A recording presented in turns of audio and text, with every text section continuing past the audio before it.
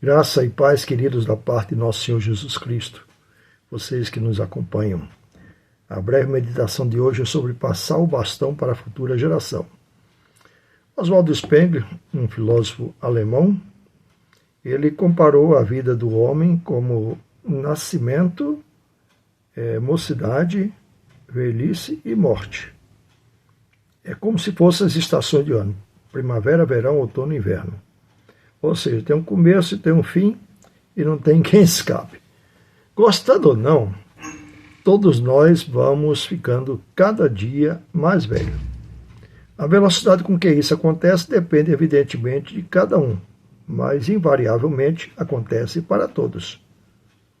A Bíblia é muito clara em falar sobre essa questão, e muitas vezes também.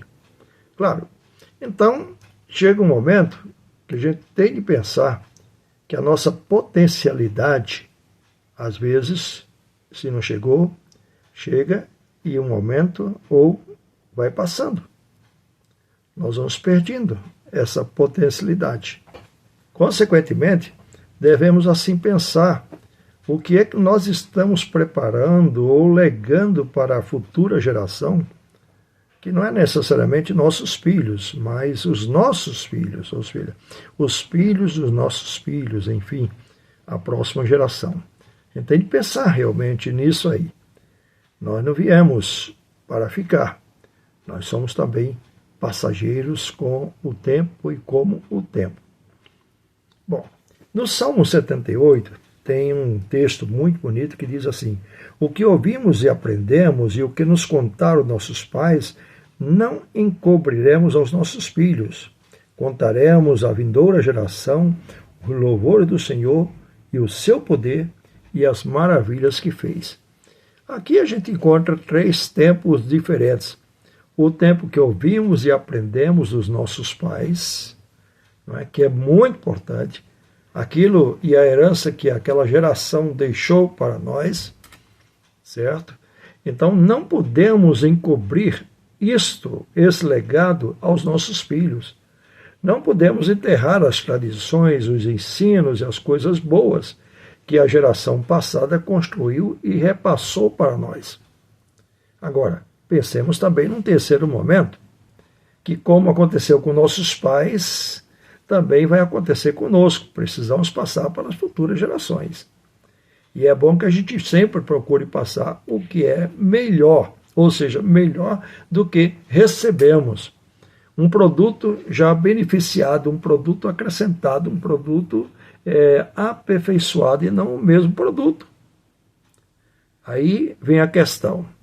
A questão é como se fosse assim, uma corrida de revezamento, né?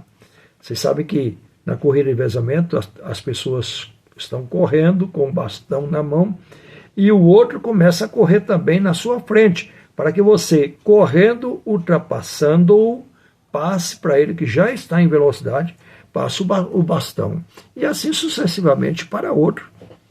É importante, então, a gente observar essa analogia, porque é preciso que a geração futura, a geração que nos sucede, a geração que esteja nos acompanhando nesta corrida, e que a gente vá deixando para eles, aos poucos, o legado que recebemos dos nossos pais, é crescido das novas experiências e conhecimentos que adquirimos.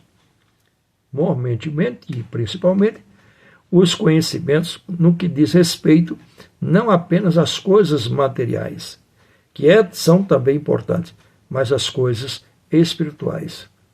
É curioso como as pessoas se julgam satisfeitas quando legam para os seus filhos herança material, coisas materiais. E a gente está acostumado a ver os desastres que muitas e muitas vezes isso acontece na hora da distribuição dos bens quando faltam os pais. Então é importante a gente pensar que há um legado que não é passageiro, que não é efêmero, que não é material. É o legado espiritual. É desse legado, principalmente, que o salmista está falando. No Salmo 78, no versículo 4, não encobriremos aos nossos filhos e passaremos à vindoura geração os louvores do Senhor, as maravilhas que fez, o seu poder.